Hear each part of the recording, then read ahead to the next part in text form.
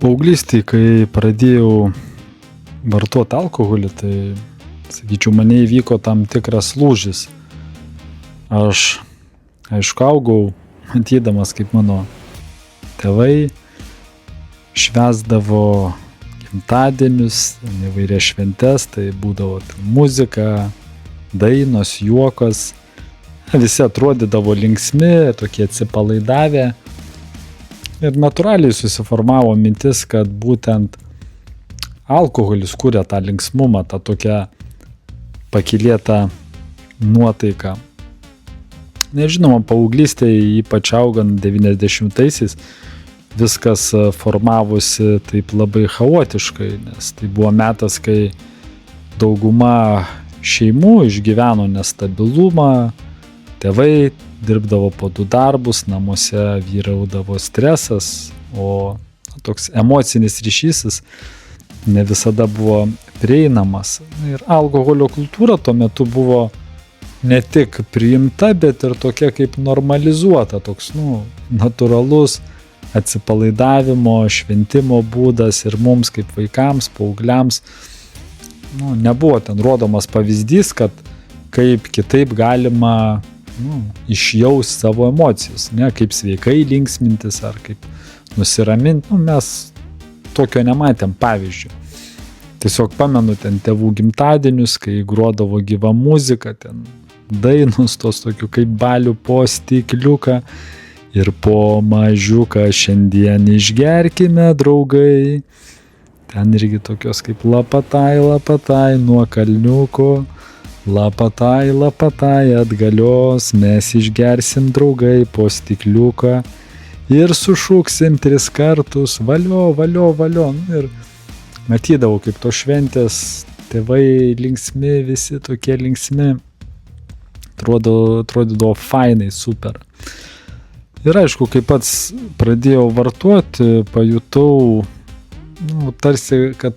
kad aš praradau ryšį su tikruoju savim, nes aš save vaikystėje prisimenu visai kitą, kaip stovyklose būdavo su draugais, kur iš tikrųjų būdavo tiek daug juoko, žaidimų ir šokių, ir mums to alkoholio net nereikėdavo, nei trupučio, mes net negalvodavom apie tai, jausdavomės, tokie laisvi, galėdavai būti savim ir tas paprastumas, toks vaikiškas, jis man teikdavo tą tikrą džiaugsmą. O paauglystėje viskas pasikeitė, atsirado tas toks nepasitikėjimas savim, kažkokia vidinė baimė, kažkoks nerimas. Ir pradėjau laukti visada tų švenčių, ne dėl bendravimo, o tarsi kaip dėl alkoholio, kad tarsi jisai tapo tuo vieninteliu būdu atsipalaiduoti ir pasijust gerai. Ir galbūt aš po kurio laiko tik supratau, kad aš nebegyvenu šią dieną, kad nemoki džiaugtis tuo momentu, o aš laukiu kaip tik tuo momento, to savaitgalio, to penktadienio, kad dabar tu ten galėsi išgerti ir tarsi ten atsipalaiduoti. Ir tuo metu kildavo daug kompleksų, tokio nepasitikėjimo savim, baimių kažkokių būti atstumtam.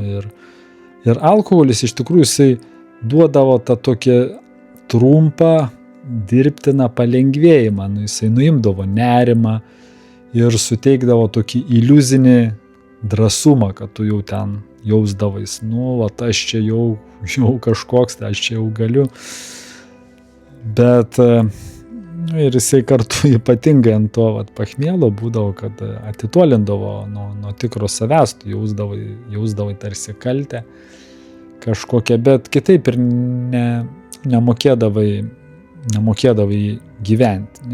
Nebuvo kažkaip tai gyvenimo to tokio, tarsi vis tiek visi geria ir kažkokia tokia apsimestinė drąsa ir viskas aplink tai sukdavosi, nes jeigu kažkur tai eini, tai reikia bonkę nusinešti, pasistatai bonkę, jeigu ten neišgeri, nėra apie ką kalbėti. Ir apskritai, jeigu atrodo net nesijauti žmogumi, jeigu negeri. Ir iš tikrųjų, va, tai ir paauglystė jinai buvo tokia paremta kažkokia baimė būt savim.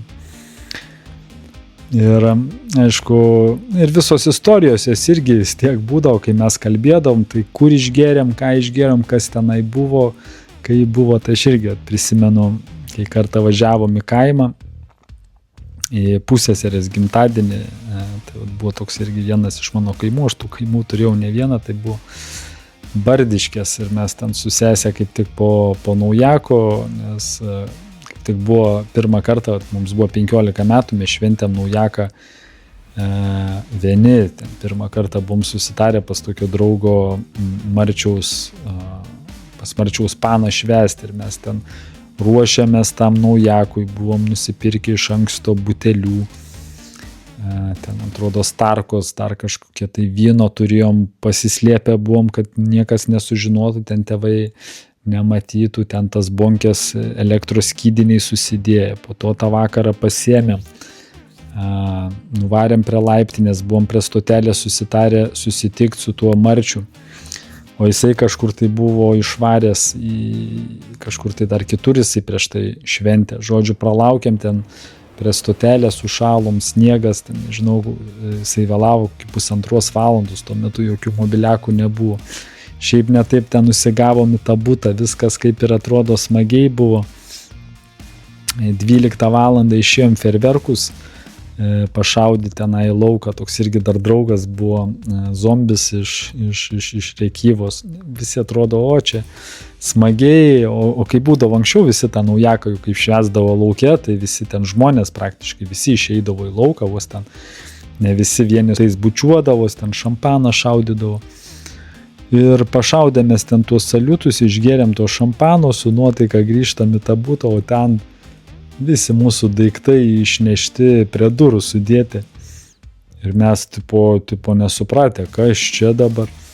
O Marčiaus panos sesuo, jinai buvo šiek tiek jaunesnė ir jinai buvo visai nepatenkinta, kad mes tam bute tūsinam. Ir jinai, kol mes ten lauke šaudėm, ferverkus, ten viską sudėjo prie durų. Nu, ir va toks naujakas gavosi. Ir kitą dieną mes kaip tik sutikom su tėvais ir buvom suplanavę važiuoti į Bardiškės pas pusseserės, ten turėjo būti 16 metų gimtadienis. Pavėlavom į autobusą, kažkaip nusipirkom bilietus ir tarsi, neįlipom, galvom, kad ten po 7:10 autobusas išvažiavo 6:30, mes ten su sesė vos nei ašaras, tipo. Po to tėvai sako, gal čia toks likimas, gal ten autobusas būtų nuslydęs, gal jums čia nereikėjo važiuoti. Blemba, galvom, čia taip norėjom į tą gimtadienį pas pusseserę važiuoti, o dabar čia taip gavus, blemba, koks pravalas. Ir žodžiu, išzizėm vis tiek tą gimtadienį, kad važiuoti. Ir viskas toks gavosi miksas ir atvažiavom ir ten jau toksai buvo kaip klasikinis kaimo gimtadienis, buvo klasika, toks pilnas tazikas, baltos mišrainės, nukrautas stalas, ten visokie tai užkandžiai, mėsgaliai, duonos stalas, ką tik tai nori, ten pusę kaimo galėtum pamaitinti. Ir susirinkom tokiam dideliam kambarį, gal kokį apie 20 žmonių. Ir mes su sesė, tik tai buvom galbūt po 15, daugiau visi jau ten buvo vyresni, tokie 16, 17. Ir mes, atsimenu, sėdim visi taip tylim, niekas nieko nesikalba, niekas nieko nesako, muzika tokia ramiai groja, bet atmosfera tokia sustingus. Kažkas ten truputį nusijuokė, kažkas pasitaiso kėdę, vėl tylu ir tokia nebyli įtampa, kurioje visi taip jaučiasi nepatogiai, bet niekas nežino, kaip čia dabar perlaužta įtampa. Ir aišku, tada ant stalo jau atsidaro pirmos bonkės, vos tik visi įsipila, šviesa prigesta ir jau tada kambarys jau tarsi prisipildė ten tuo deguonės, lyg jau visi gautų leidimą būti savim. Ir aišku, ten prasidėjo juokai, kalbos, pasakojimai, visi tada jau atsipalaidavo, visi susidraugavo. Ir man po kurio laiko, aišku, vėl atėjo toks suvokimas, kad žmonės, sakykime, mes pradėjom bendrauti vien dėl to, kad mes išgėrėm ir alkoholis taip ir gaudavos, kad jisai mūsų sujungdavo. ir suteikdavo tos drąsos ir toks vat, buvo kažkoks kaip psichologinis paradoksas, toks atrodydavo, kad tu be alkoholio tu niekam neįdomus, ne? O su alkoholiu jau tu savas ir tada jau tu gali ten pakalbėti, sakant, padušam. Ir iš tikrųjų, kiek kartų būdavo taip, kad su kažkuo tampi draugais, tik tai dėl išgertų bonkių, kad jeigu jau išgeri bonkę kartu, tai jau mes tarsi broliai.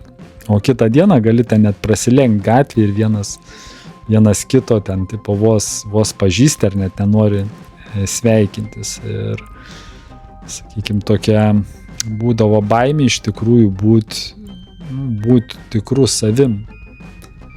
Ir toks tarsi nemokėjimas būt galbūt savim, baimė būti kažkokiu tai tyliu, būt baimė jautriu, būt baimė nedrąsiu ir galbūt tokia būdavo ypatingai paauglystėje, baimė būti kažkam tai neįdomiu. Ir būtent alkoholis jisai duodavo tokį cheminį drąsos pojūtį, ne, kaip sakykime, kažkas tau lyg į kraują tokį įpila, ne, kažkas tai leidžia tapti tuo, kuo tu realiai nesi, tarsi pasijaus kažkokiu tai supermenu tai vienai nakčiai, tam vienam vakarui, tai vienai šventijai. Bet iš tikrųjų tai būdavo, kad jis ištrindavo tave tokį tikrą. Ir aišku, mes visi tada gyvenom taip, lyg atrodo natūraliai bendrauti, juokti, šokti, būti savim būdavo gėda. Ir tarsi tik išgerus gali tu toks įsijungti, būti tarsi prie chebros. Ir aišku, nuo to prasidėjo ta vidinė priklausomybė, tokio ir nuo alkoholio, ir aišku, nuo tokio kažkokio tai apsimestinės savęs versijos, kurią tik tai dėka alkoholio tu galėdavai sukurti. Ir tai buvo kažkiek tai galbūt keista, bet tokia buvo tiesa, kurios tu gal tuo metu ir nesuprasdavau. Ir Bardiškės irgi atsimenu, dar toks buvo vienas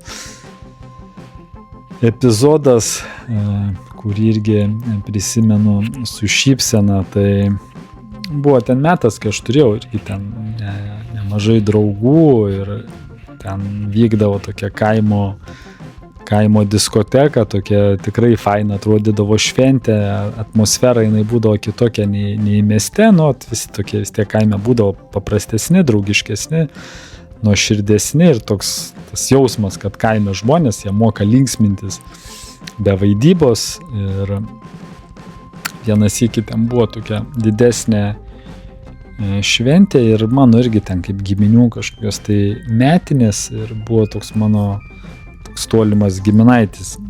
Aš jį apskritai mačiau ten pirmą kartą gyvenime, jis ten toks jau dėdė metuose buvo. Ir jis man ten pasiūlė, sako, davai kaimiško alaus. Tas kaimiškas alus iš to Pakruojaus krašto, tai visi taip vadindavo taip, kad 2 per mažai, 3 per daug. Ir kai supratau vėliau, tai buvo ne šiaip ten koks posakis, o griniausia tiesa. Ir mes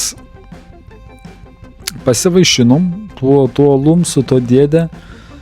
Ir aš neprisimenu, kiek ten tų stiklinių išgeriau, iš tikrųjų ar 2 ar 3, gėrėsi jisai visai taip lengvai, skaniai ir nieko blogo aš ten netrodžiau, bet ryte tik tai, kai prabudau, taip supratau lovai, taip atsimerkiu ir pagalvojau, blemba gerai, kad aš vakar nejau į kaimo šokius tos. Bet po to toks kaip ir palengvėjimas buvo, bet į galvą pradėjo po truputį grįžti vaizdai, prisiminimai, kad aš visgi tenai į to šokius ėjau ir pradėjau prisiminti, kaip projektoriui skaidrės tokios. Ir ne tik, kad aš ten buvau tose šokiuose, bet kad aš dar ir šokau ir dar kaip šokau ir kaip aš ten šokinėjau, kaip kažkokius tai irgi triukus išdarinėjau nuo to alaus. Per salę, kaip koks arklys paleistas į pievas ten šokinėjau. Ir prisiminiau po to dar, kad į Bardiškes tuo metu atvažiuodavo tokia mergina iš Panevėžio, vardas Šarūnė buvo, ją visi pažinojo, na, visi kažkaip ją pastebėdavo, man jinai irgi patikdavo. Ir aišku, kai būdavo blaivas, būdavo toks tylus kaip pelė, bet kai išgerdavo, jau tada drąsa atsirasdavo. Nu, tavo tokia dirbtinė drąsa ir tą vakarą, kaip paskui visi sakė, aš ten su Šarūne buvau, nu, toks jau labai drąsus, kalbėjau, jokavau, visą laiką su juo stovėjau, kažką ten jai bandžiau įrodinėti ir aišku, ten visi vėliau juokėsi, pasako, kaip aš ten atrodžiau, įsimylėjęs iki ausų. Nu, aš aišku, ten po to raudau viduje iš gėdos ir, nu, ir čia tas toks kaip svarbus dalykas, kad tas jausmas būdavo, kad tik išgėręs gali būti drąsus, tik tada ten tarsi gali kalbėti su panom ir, nu, kad va, tas tavo tikrasis aš atsiranda tik tai, sakykime, per bonkį, ne, per butelis, bet nu, realybė tokia, kad tai, iš tikrųjų, tai netikras aš, tai tik toksai kaip alkoholio mišinys, ten alkoholio, adrenalino, kažkokios paaugliškos baimės būdavo būti pačiam savim. Na ir aišku, tą rytą, kai gulinėdamas po to kaimiško alaus nakties, pirmą kartą irgi gyvenime pajutau tą tokį dvilypį jausmą ir aišku ir juokinga, ir buvo kartu labai gėda ir kažkur giliai toks buvo tarsi suvokimo grūdas, kad alkoholis mane paverčia ne drąsesniu, o kažkokiu kitų žmogum. Ir tas kitas žmogus, tai tas, kur būdavo išgėręs, nu, jisai ne visada man patikdavo, bet jisai išlįsdavo iš manęs. Na ir paauglystėje, nors alkoholis ir rūkymas, aišku, atėjo gan anksti, bet man iš tiesų, skaitau, pasisekė tuo, kad narkotikai tuo metu dar nebuvo taip lengvai prieinami. Tai būtent 90-aisiais pas mus dar nebuvo taip paplitę, ypač tiek mūsų rajone, tarp mano draugų rato. Nu taip, vėliau, aišku, kai buvau vyresnis, pasitaikydavo situacijų, kai kas nors ir iš mano ten draugų pasiūlydavo, ten vyresni draugai ar kažkie pažįstamai, bet, nu, kažkokiu būdu ta tema manęs niekada nepatraukė. Ir dabar, kai žiūriu atgal, manau, kad tam man didelį įtaką padarė, nu, visai toks netikėtas dalykas, tai būtent knyga. Ir mokykloje būdavo, kad vasarą visada duodavo skaityti tokią privalomą literatūrą, o aš tuo metu, nu, šalia tų knygų visiškai atsitiktinai namų bibliotekų irgi radau kaip Marijo Pjuzo Krikštatėvį. Ir skaičiau tą knygą, galbūt net nebūdamas iki galo ten subrendęs, kad suprasti visą tos istorijos sudėtingumą, bet vienas dalykas, jis man įstrigo tada labai giliai, būtent Vito Korleone paveikslas, kad, nu, tokio kaip žmogaus, kuris turėjo savo žodį, savo principus, tokį kaip savo garbės kodeksą, ir jisai man kaip asmenybė paliko įspūdį kaip tokios, nu, sakyčiau, stiprios moralinės figūros. Ir nors visa jo veikla ten tikrai nebuvo teisėta ar teisinga, bet jo ta laikysena, nu, mane sužavėjo. Jisai kategoriškai, tarkim, atsisakė turėti reikalų su narkotikais, jam tai buvo apskritai linija, kurios jisai neperžengė niekada, nes narkotikai naikina žmonės, naikina bendruomenės, naikina vertybės. Ir man jaunam paaugliui tuo metu tai buvo labai tokia galinga, sakyčiau, žinutė, ne iš mokytojų, ne iš tėvų, ne iš draugų, o būtent iš tos knygos herojus, kuris man atrodė stiprus, toks, na, vertas pagarbos. Aš pats po to visada ieškojau tokio tarsi žmogaus kaip autoriteto ir tarsi mano sąmonėje tada įsirašė mintis, kad iš tikrųjų narkotikai yra blogai, kad tai silpnina žmogų, tai žlugdo. Ir kai vėliau gyvenime, na, pasitaikydavo situacijų, kai galėjau iš tiesų pabandyti, aš net nejaučiau tam pagundus. Na, man kažkokia buvo vidinė nuostata jau susiformavus ir narkotikai man atrodė kaip, nu, toks labiau kaip silpnumo kelias, toks, kuris nesuderinamas su stipriu charakteriu, ten pagarba savo, ir galbūt tos knygos skaitimas paauglystė irgi mane išgelbėjo nuo kažkokių daug gilesnių problemų gyvenime. Na ir nors sklepas jau buvo užsidaręs, bet reperiai buvo tam tikri kažkur tai įsilakstę, bet prasidėjo toks naujas etapas rajone chatų laikai. Tai buvo toks laikotarpis, kai praktiškai kiekvienam rajone atsirasdavo toks savotiškos jaunimo bazės, tokios vietos, kuriuose tarsi turėjo kilti iš gražios idėjos, bet, sakykime, realybėj virsdavo tuo, kuo tuo metu mes gyvenom patys. Ir kai dar mokiaus mokykloje, 9 klasėje, mane irgi pakvietė prisijungti prie chatos, kuri buvo mūsų rajone, tai būtent buvusioje poliklinikoje, tai mes poliklenkėje vadindavom.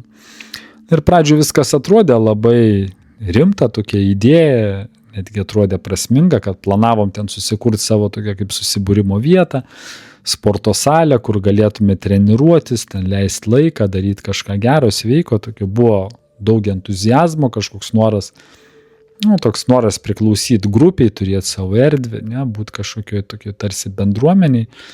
Bet realybė jinai greit viską pakoregavo tokį ir ta chata iš tikrųjų tapo ne sporto salė, o mūsų rajono jaunimo tokia kaip priebėga, bet mes ten ateidavom, įsijungdavom muzoną, lošdavom kortom, juokdavomės, leisdavom laiką, bet iš tikrųjų be jokios krypties, tiesiog, sakykim taip.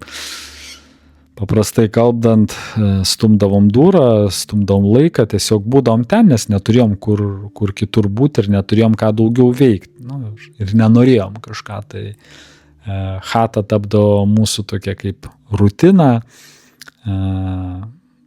Ir aišku, psichologiškai taip žiūrint, chatos tos buvo mūsų kartos, tokia kaip mūsų kartos erdvės. Ir, aišku, mes ten galėdom kurti savo taisyklės, galėdom jaustis laisvi ir norėjom, taip sakykime, galbūt pabėgti nuo kažkokios atsakomybės ir, aišku, ten visada būdavo daug visokių istorijų, ieškojom, kiekvienas savo vietos, bet iš tikrųjų ten būdavo ne kažkokia tai ramybė, pastovus triukšmas kažkokios tai, pastovus, toks kaip bardakas, aišku, mums galbūt ir dėl to, kad trūko kažkokios tai struktūros tuo metu ir dėl to mes bandėm irgi, kažkokią tai sukurti savo komandą, broliją galbūt tuo metu ir, iš tiesų mes ieškojom priklausimo kažkam tai, norėjom kažkam tai priklausyti, bet aišku, poliklenkės chata man dar įsiminė tuo, kad ten beveik nuolat turėjom reikalų, tai su policija. Tai buvo tokia kaip mūsų rajono, sakykime, irgi vieta, kur mes kaip paaugliai buvom ir ten pastovi, triukšmas, konfliktai ir aišku, aplinkinių namų gyventojai ten tikriausiai visada pavargdavo mus matyti, o gal irgi tiesiog bijojo, kad kažką pridarysim, tad policija ten būdavo iškviečiama nuolat, ir kartais už rimtas situacijas, kartais visiškai be priežasties ir policininkai ten visada atvažiuodavo, dažniausiai tiesiog mus išvarydavo lauk, bet būdavo ir sunkesnių atvejų ten, kad surinkdavo į mašiną, į tą varanoką, ten nuveždavo į skyrių, tada jau skambindavo tėvams ir nekartą ten tekdavo apsilankyti ir laukti, kol atvažiuos tėvai ir po to, aišku, gaudavom daug, kaip sakant, visokias tai moralinės pasiekmes iš tėvų, tekdavo atklausyti nemažai.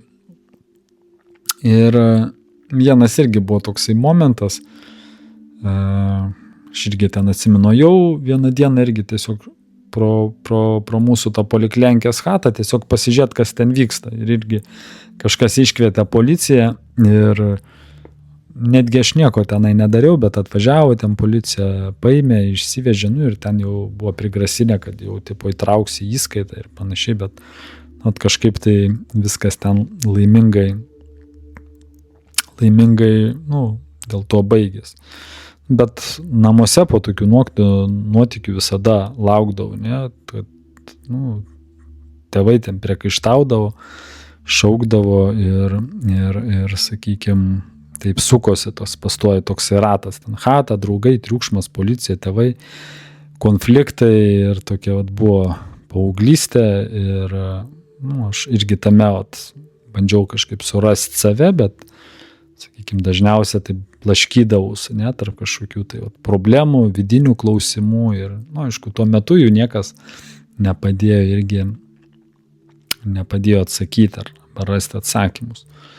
Ir kadangi daug laiko leisdavom ten poliklinikos chatoj, natūraliai irgi susiformavo tokia mūsų kaip savotiška kultūra, didžioji ten dalis mūsų rato buvo tokie labiau visi prijaučiantis kaip repui, reperėmis, tuo metu klausydavom ten visokių populiarių atlikėjų, nebūtinai vien repo, bet tiesiog toks mūsų buvo mentalitetas, dauguma mūsų aplinkos tų draugų nebuvo kažkokie tai labai ten, kad konfliktiški būtų ar ieškotų problemų, toks buvo kaip mūsų chata, mūsų taisyklės, bet ir buvo kaip ir toks rajone susipriešinimas, tuo metu buvo irgi kita pusė, jie ten kaip vadindavo atseit save, taip forsai, tai mes, sakykime, turėdom kitokį stilių, kitokį charakterį ir tokie dažnai būdavo konfliktai.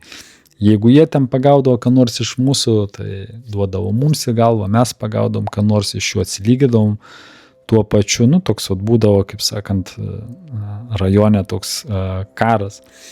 Ir vienu metu buvo irgi netgi sutarta, kad vyks tokia rimtesnė drakė, taip, sakykime, tada vadinom tą susitikimą muštynėm ir tokios buvo taisyklės, tokia kultūra ir niekas nenorėjo, aišku, tada atrodyti kažkoks tai silpnesnis ar atsitraukiantis ir buvo toks epizodas, kuris sukelia irgi šypseną, kaip prisimenu, nors tada buvo visai rimta, tai mes pradėjom rinkti chebrą, atsimenu, nuvažiavom pas vieną tokį bičiulį Mišą, jisai gyveno kaip tik prie autobusų stoties ir dar dabar yra toks, nežinau, 9-aukštis ar 12-aukštis, toks pusiau tokį kaip piratnamį primena, jisai buvo iš Kazachstano, jis toks buvo ramus, nekalbus, jis aišku buvo daug vyresnis už mus, bet kartu, toksai buvo, sakant, savas žmogus, mūsų draugas ir mes jam pasakėm, sako Mišo, kad mes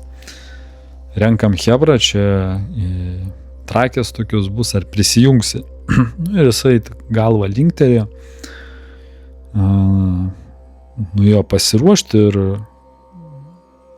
rankoje tokį atsinešė nedidelį kirvuką, tokį tikrą metalinį, trumpų kotų. Mes taip pažiūrėjom jį, atsimenu, taip sustingom.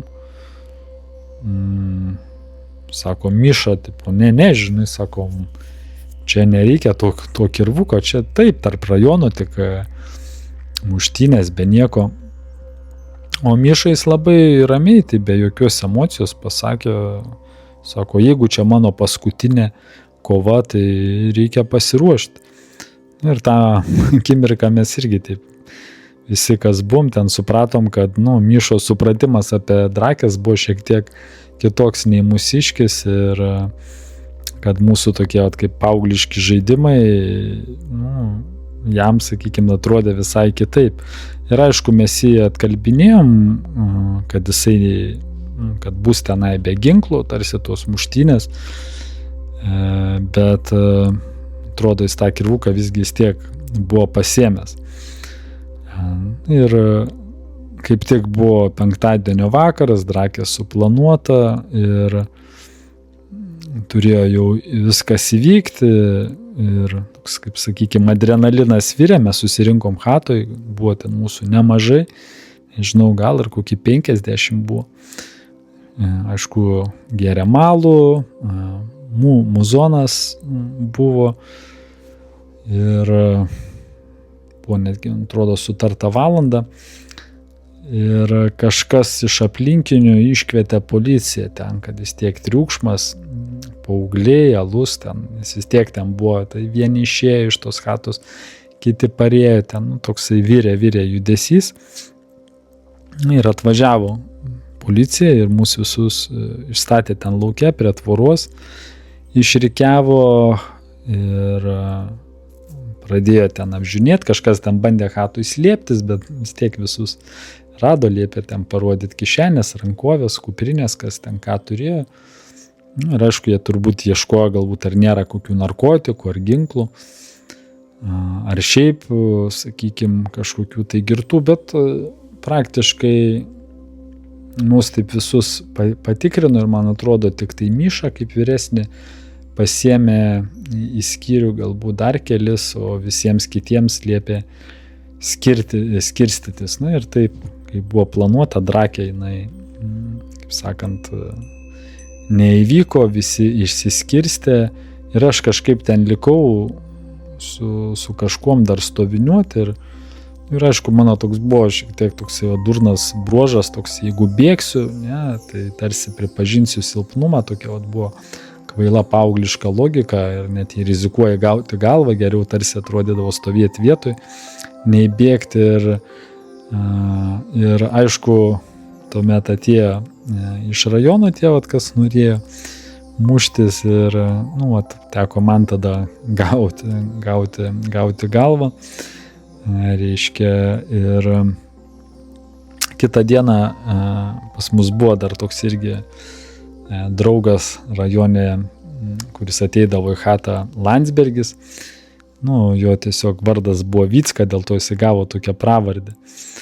Ir jisai buvo vienas toks iš tų, kur niekada irgi nesitraukdavo, nebėgdavo, pirmas duodavo į galvą ir Vicka Landsbergis, jisai visada padėdavo irgi tos reikalus visus tvarkyti. Atsimenu, kitą dieną jau gaudėm ten tuos, kas ten irgi buvo man, davėsi galvą dar ten kažkam ir su Landsbergiu, atsimenu, vaikščiom tada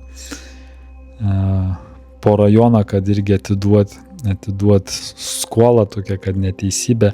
Bet aišku, vis tiek dar palyginus viskas gerai baigęs laimingai, nes galvom, jeigu ten būtų Miša su savo to kirvuku įsisukęs, tai ten dar neaišku, kaip būtų viskas pasibaigė. Tai va, Landsbergis, aišku, jisai buvo mūsų chebroj toks, savas žmogus, tai jisai visada toks, aš su juo rasdavau visada bendrą kalbą, toks suprasdavom vienas kitą ir gaila, aišku, tik tai tiek, kad jisai turėjo tokią problemą, stiprų potraukį alkoholiui ir alkoholis įtraukė, sakykime, labiau nei bet kokie kiti tikslai ir jam tai, aišku, kaip jaunam žmogui baigės nei gerą ir jisai ir nors irgi ir lankė sportą, domėjosi visokiom kovom, ten gatvės muštynėm, bet po to jisai pralaimėjo tą kovą su alkoholiu, žodžiu, alkoholis jį nugalėjo, negu jisai pats gyvenime spėjo kažką irgi daugiau suprasti apie save, tai paprastai kalbant irgi nusigėrė. Ir aišku, žiūrėdamas atgal irgi taip pat prisimenu, kad gyvenime tie visi dalykai tokie kaip alkoholis, jie gali irgi tavo tą talentą, kaip sakant, pavogti, atimti, ir kaip Landsbergis, irgi jisai toks atminty liko kaip draugas, atrodė toksai buvo nuoširdus, bet taip gavus. Ir su Poliklenkės chata viskas taip baigęs, kad irgi, kai dar, atsimenu, keletą kartų buvau užėjęs į Poliklenkės chatą, atsimenu, kampe ten tik sėdėjo mano klasiokas, Staska, toks buvo susikaupęs, rimtas ir kai atėjau, sakau, kas čia buvo, sako, vėl buvo atvažiavę mentai, viską atėmė, šviesovkės, stipriaką ir pasakė, kad jeigu dar čia rinksimės, bus blogai. Čia jau buvo toks aišku ženklas, kad Poliklenkės chatai atėjo galas ir, tokia, kaip sakykime, duris užsidarė, dar viena istorija baigėsi ir tada dar bandėm kažkur tai surasti chatų pas save ten rajone, susirinkti pas kažką tai, bet visada taip viskas būdavo, viskas taip labai trumpai, nes vis tiek pastoji visur kažkur tai iškviesdavo kas nors policiją, savaime suprantavo, ten žmonės nenorėdavo, kad kažkas ten ilgai triukšmautų, ten ilgai būtų, rūkytų, leistų muziką, taip ir chatų laikai baigėsi.